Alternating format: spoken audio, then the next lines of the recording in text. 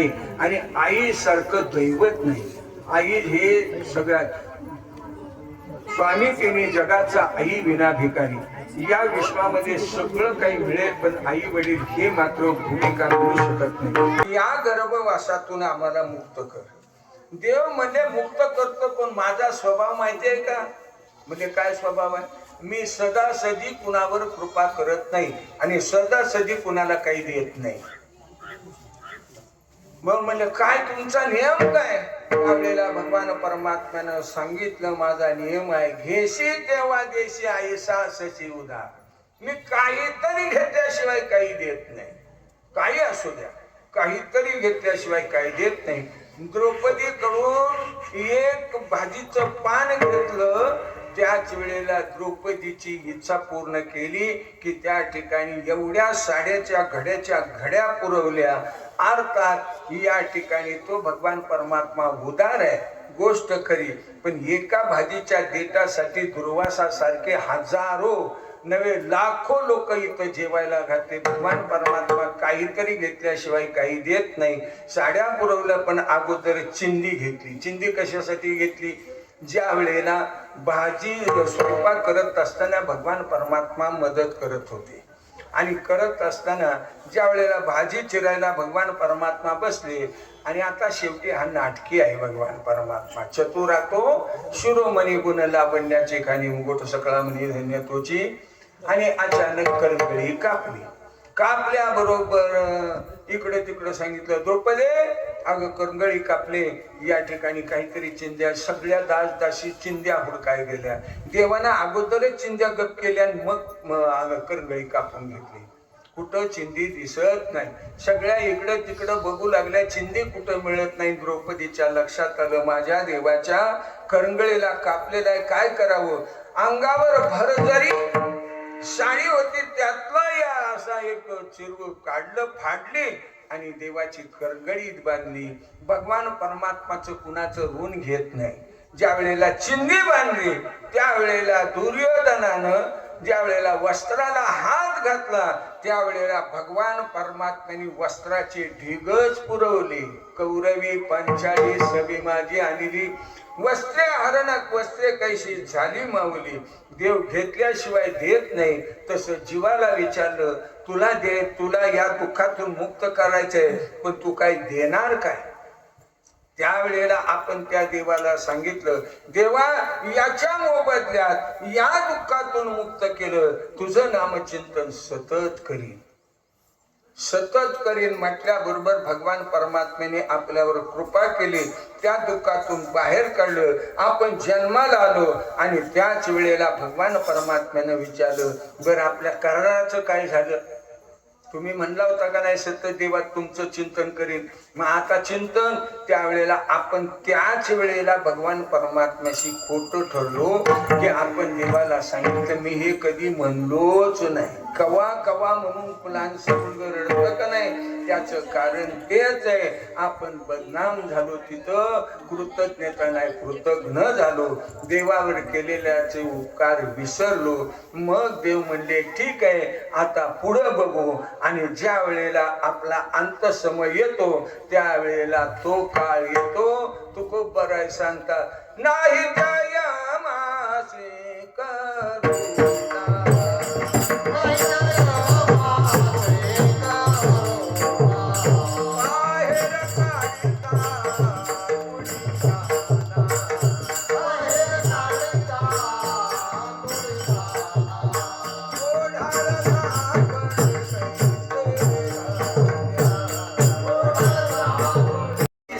पर्वकाळ नाही आणि आई सारखं दैवत नाही.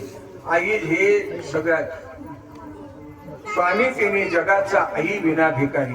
या विश्वामध्ये सगळं काही मिळेल पण आई वडील हे मात्र भूमिका मिळू शकत नाही. त्यातली त्यात आईची भूमिका सगळ्यामध्ये श्रेष्ठ आहे. आई ही मुलासाठी तुकोबर सांगतात, आई ही दोन्ही भूमिका उठवण्याचा प्रयत्न करत असते.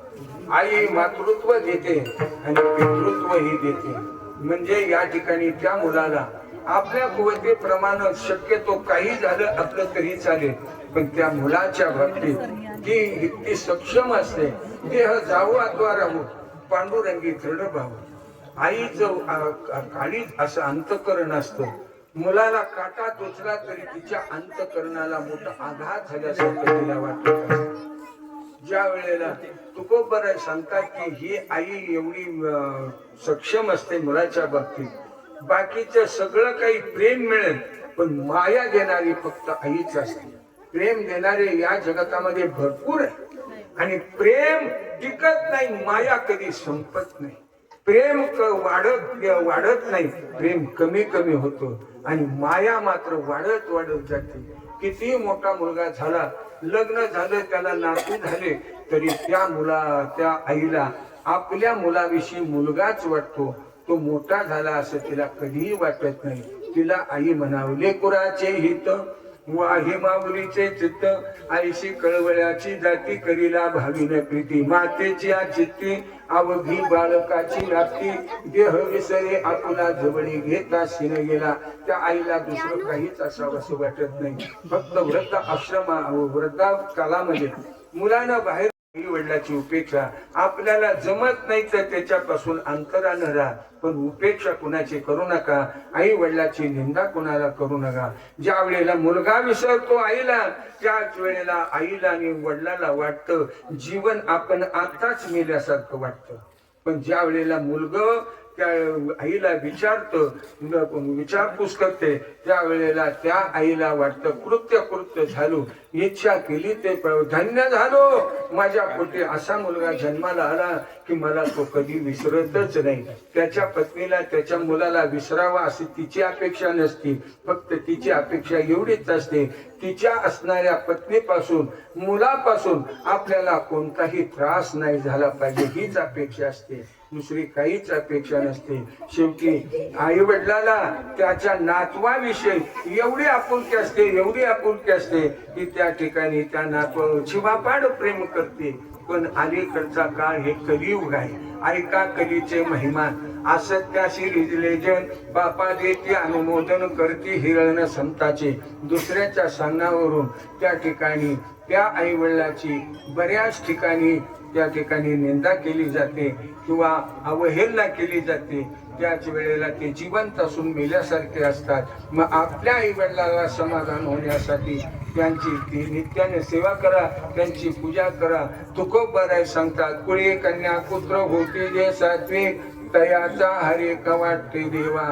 धन्यवाद पिता तया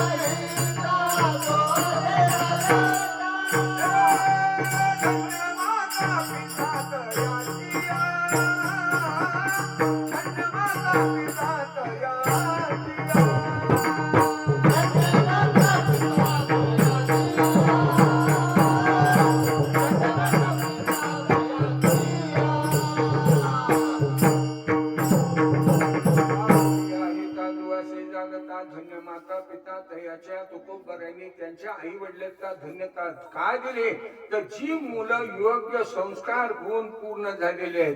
पिढी कन्या पुत्र होती जे सात्विक, हयाचा हरी वाटे देवा.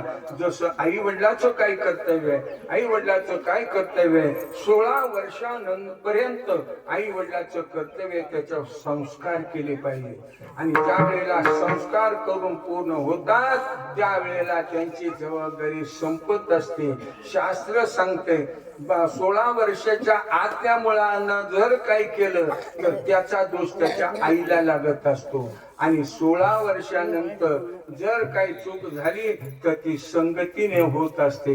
म्हणजे जबाबदारी आई वडिलाची काय तशी मुलाची जबाबदारी आहे. आपल्याला आई वडिलांनी 16 वर्ष पाळण्यात घालून नव्हे, सगळं लहानाचं मोठं सगळं संगोपन केलेलं आहे. एवढे उपकार केले. आपलं काय कर्तव्य आहे? त्यावेळेला 16 वर्षाचा मुलगा झाल्यानंतर त्याला कळलं जातं आणि कळाल्यानंतर आईची सेवा केली पाहिजे, वडिलांची सेवा केली पाहिजे आणि त्यांना पूजनीय मानलं पाहिजे. जसं या ठिकाणी सांगितलं जातं, एक वेळ संताची सेवा करू नका, एक वेळ देवाची सेवा करू नका, पण आई वडिलाची श्रद्धेनं सेवा केल्यानंतर या तिन्ही सेवा त्यांच्यामध्ये सामावले जातात. तुका म्हणे देवा त्यांची केली भावी सेवा.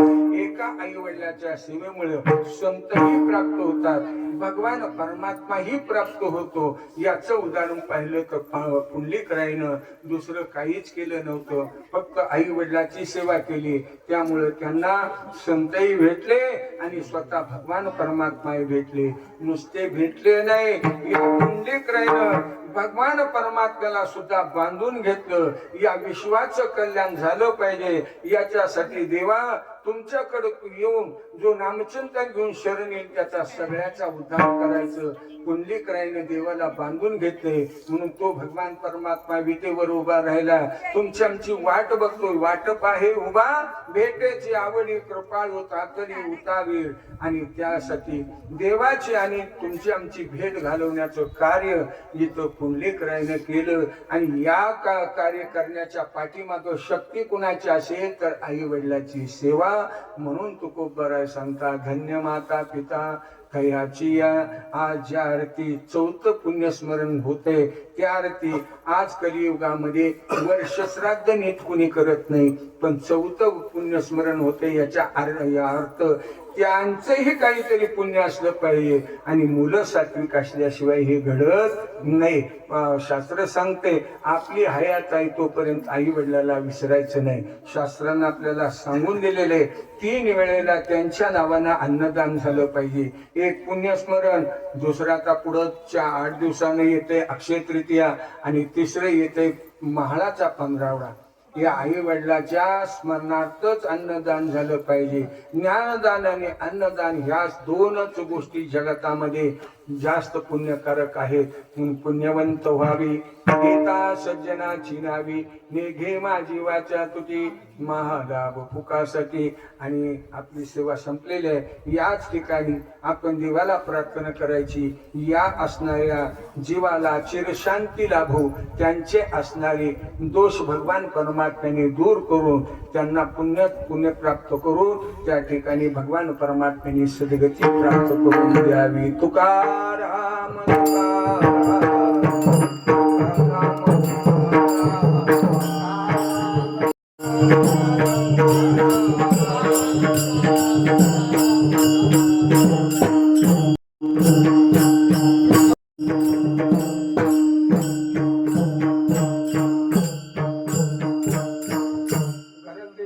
आम्ही जातो तुम्ही